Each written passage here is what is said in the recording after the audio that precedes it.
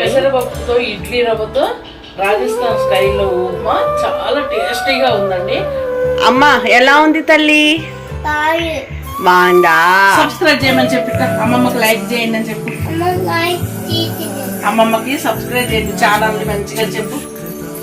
చెప్పు. సరే అమ్మా.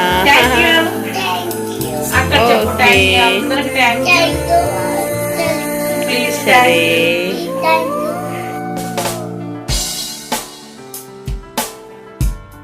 అండి వెల్కమ్ టు స్వరూపాస్ కిచెన్.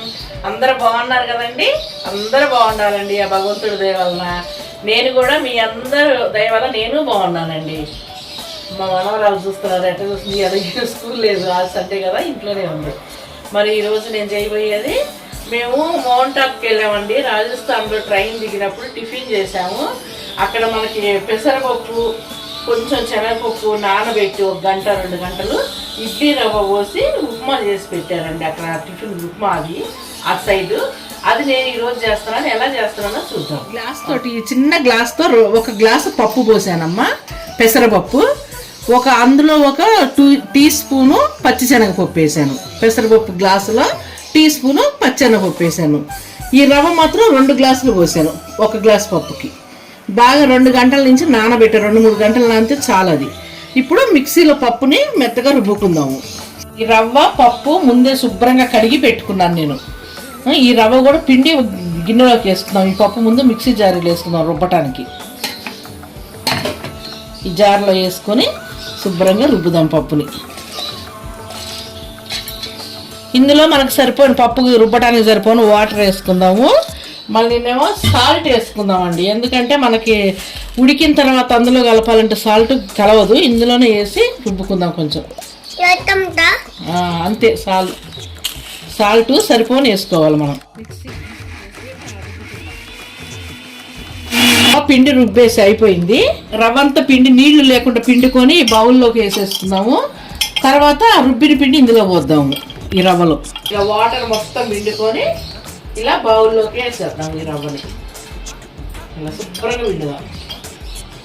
రవ్వ వాటర్ పిండి బౌల్లోకి వేసాం కదండి. ఇప్పుడు రుబ్బిందంతా ఇందులో వేసుకుందాము.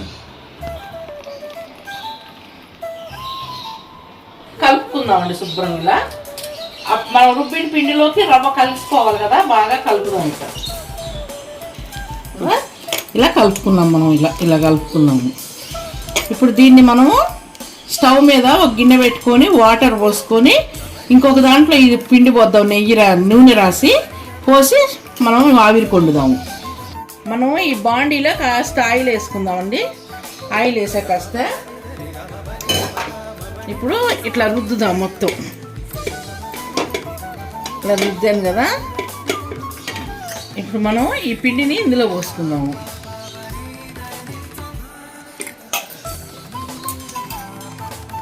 మొత్తం పోసేసాను ఇలా. మరి ఇప్పుడు నేను కింద అడుగు గిన్నెలో కూడా అలా వాటర్ పోసాను అనమాట.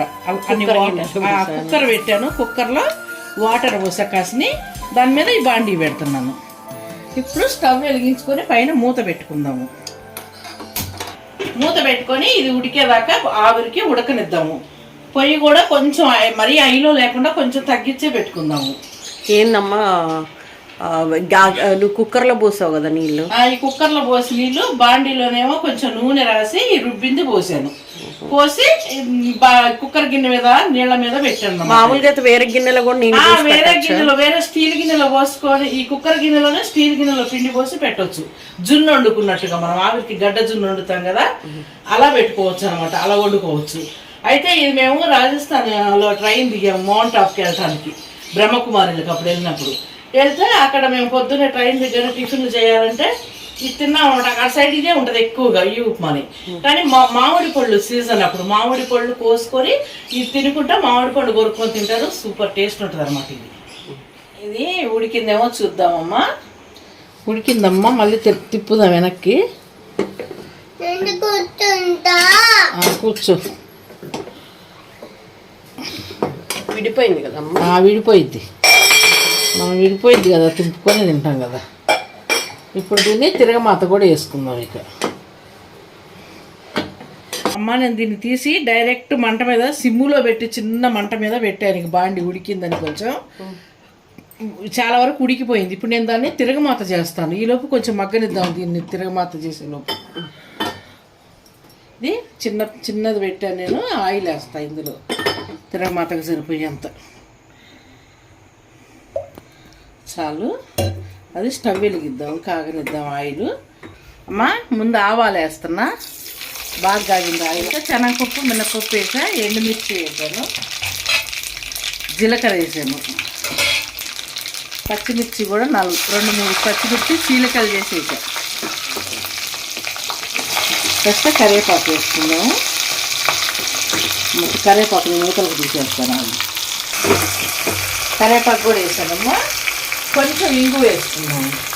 ఇంగువ కొంచెం వేస్తున్నా. తిరగమాత కాలింది, ఉప్మాలో పోసేసుకున్నాం.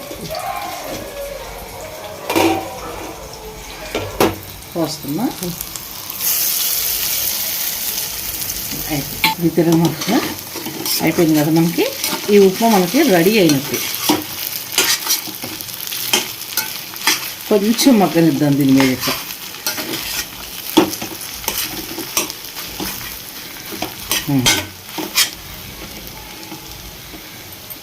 టేస్టీ ఉప్మా మనకి రెడీ.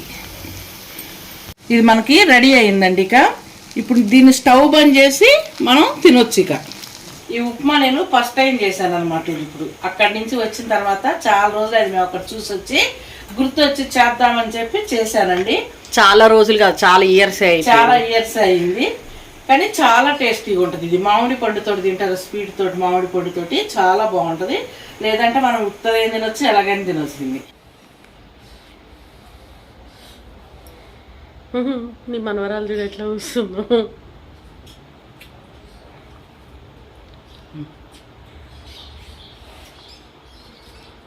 అమ్మ అమ్మమ్మ ఫస్ట్ చేసిందమ్మా వంట.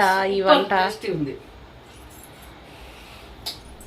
అవును, స్మెల్ వస్తుందమ్మా మంచిగానే. ఫ్లేవరు ఒక రకమైన ఫ్లేవర్. పెసరపప్పు వేసావు కదా అందులో. పెసరపప్పుతో ఇడ్లీ రవ్వతో రాజస్థాన్ స్టైల్లో ఉప్మా చాలా టేస్టీగా ఉందండి. మీరు కూడా ట్రై చేయండి. మీకు నచ్చినట్టయితే లైక్ చేయండి, షేర్ చేయండి, సబ్స్క్రైబ్ చేయండి. ప్లీజ్ అండి, సబ్స్క్రైబ్ చేయటం మర్చిపోవద్దండి. బెల్ బటన్ కూడా మర్చిపోకుండా ప్రెస్ చేయండి. చింతల్లి ఎలా ఉందమ్మా అమ్మమ్మ చేసిన సపోర్ట్ చేసి అందరికీ థ్యాంక్ యూ. అమ్మ ఎలా ఉంది తల్లి? బాగుందా? సబ్స్క్రైబ్ చేయమని చెప్పిట. అమ్మమ్మకి లైక్ చేయండి అని చెప్పు. అమ్మమ్మకి సబ్స్క్రైబ్ చేయండి ఛానల్ ని మంచిగా చెప్పు. చెప్పు. సరే అమ్మా. అక్కడ చెప్పు. అందరికి థ్యాంక్ యూ. ప్లీజ్. సరే. Thank you.